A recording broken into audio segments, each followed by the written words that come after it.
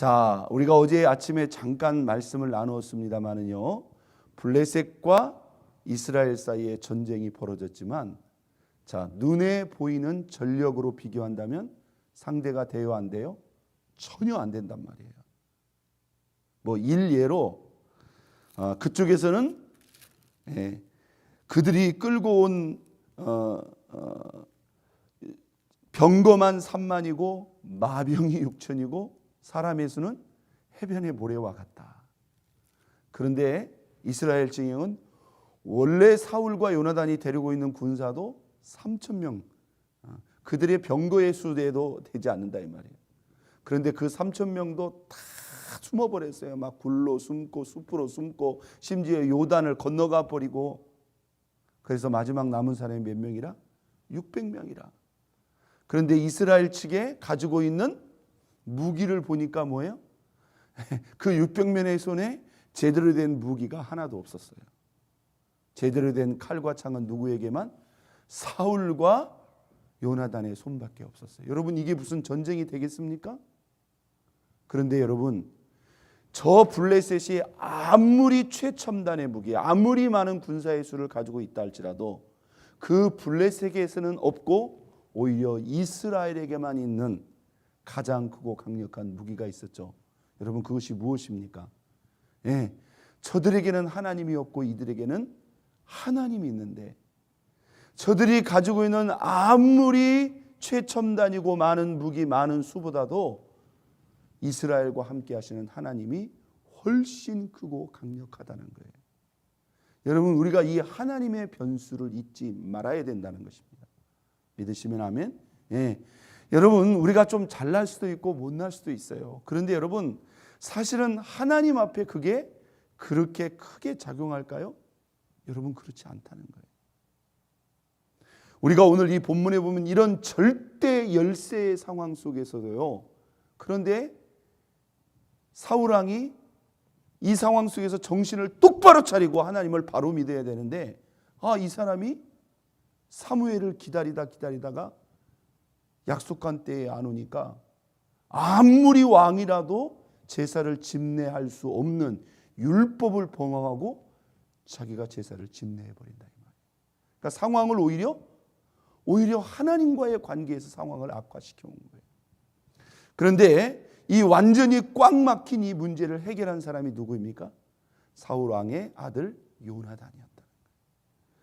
여러분, 오늘 이 리더가 정신을 차리지 못하니까 하나님이 다른 사람을 사용하셔요.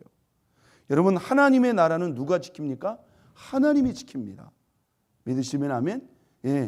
내가 아니면 모든 것이 안 될 것 같지만 그렇지 않아요. 사울 왕이 지금 정신을 못 차리니까 오히려 하나님이 누구를 사용하셔요?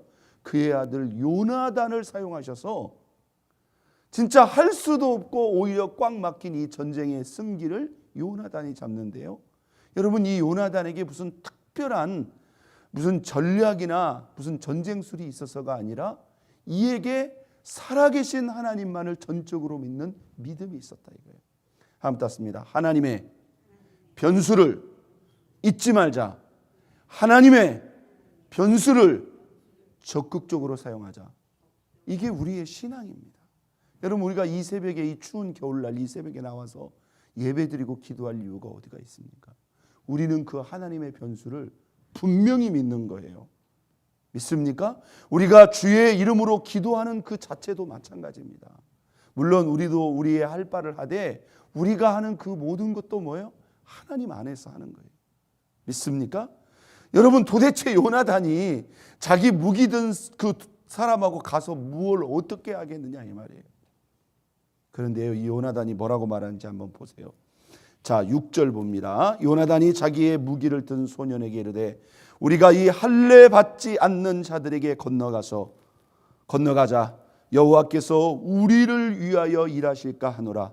여호와의 구원은 사람의 많고 적음에 달리지 아니하였느니라. 할렐루야. 오늘 이 새벽에 하나님께서 저와 여러분에게 주시는 음성으로 들어도 전혀 손색이 없는 말씀입니다.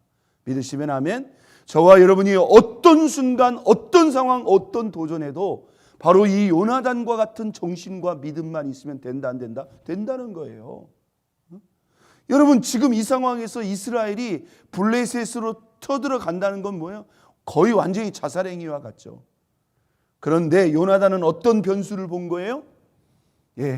이스라엘에게만 있는 하나님의 변수, 이스라엘과 함께 하시는 하나님을 바라봤어요. 여호와께서 우리를 위하여 일하실까 하노라. 여호와의 구원은 사람이 많고 적음에 달려있지 않느니라. 여러분 이 말씀을 기억하라 이 말이에요. 우리에게 어느 순간에도 항상 적용할 수 있는 말씀이에요. 나의 조건, 나의 상황, 여러분 이거 보지 말라는 거예요. 하나님을 바라보라는 거예요.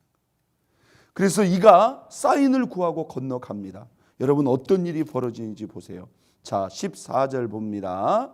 요나단과 그 무기를 든 자가 반나절 가리 땅 안에서 처음으로 쳐 죽인 자가 20명가량이라. 요나단과 그의 무기를 든 자가 한 것은 뭐예요? 하나님을 의지해서 가서 딱 몇 명 죽였어요? 20명 죽였어요. 한번 닫습니다. 우리가 하나님을 의지해서 내가 할 바를 하면 그 다음은 하나님이 하신다.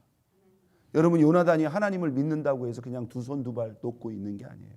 하나님을 의지해서 하나님이 역사하실 것을, 하나님이 일하실 것을 믿고 그가 움직였을 때 그 다음은 하나님이 하시더라는 거예요. 자, 하나님이 그 다음 어떻게 역사하셨어요? 15절 들에 있는 진영과 모든 백성들이 공포에 떨었고 부대와 노략군들도 떨었으며 땅도 진동하였으니 이는 큰 떨림이었더라. 이 20명 죽은 것 때문에 블레셋 진영이 어떻게 됐어요? 뒤집어져 버렸어요. 막 큰 떨림이 일어나는데 여러분 이것은 누가 하시는 거예요? 하나님이 하시는 거예요. 자, 결과가 어떻게 되는지 보세요.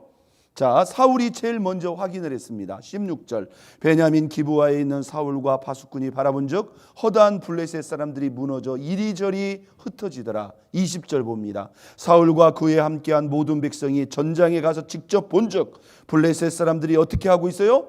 각각 칼로 자기의 동무들을 침으로 크게 모하였더라. 혼란하였더라. 할렐루야. 20명 죽었는데 나머지는 뭐예요? 블레셋 사람들이 칼을 빼가지고 서로가 서로를 죽이고 있는 거예요. 여러분 이 혼란을, 이 떨림을 누가 일으키냐 말이죠. 자, 이게 하나님이 이 전쟁을 주도한 증거가 23절에 정확히 나옵니다.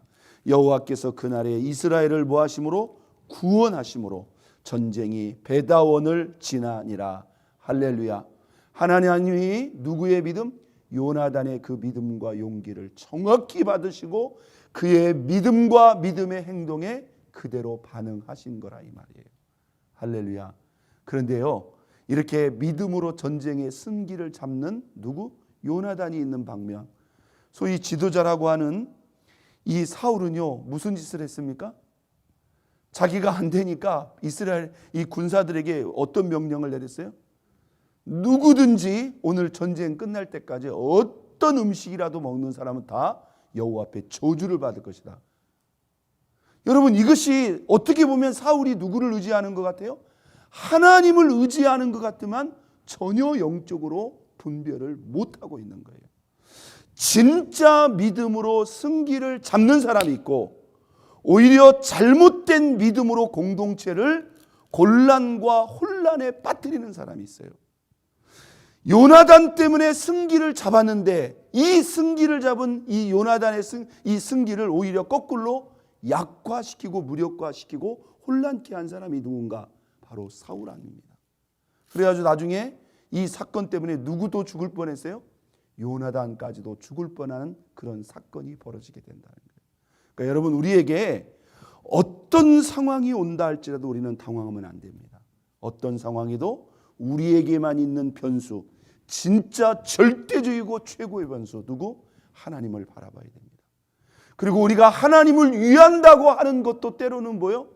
그게 믿음이 아니라 우리 의욕이 지나치게 앞서서 오히려 승기를 잡는 것이 아니라 오히려 공동체를 이렇게 혼란과 무력에 빠뜨릴 수 있다는 것을 잘 분별하고 저와 여러분들이 하나님의 뜻 또 하나님의 변수 그 믿음을 의지해서 요나단처럼 승리를 이루고 영광을 돌리는 저와 여러분 모두가 될 수 있기를 예수 그리스도의 이름으로 축원드립니다. 우리 이 시간 다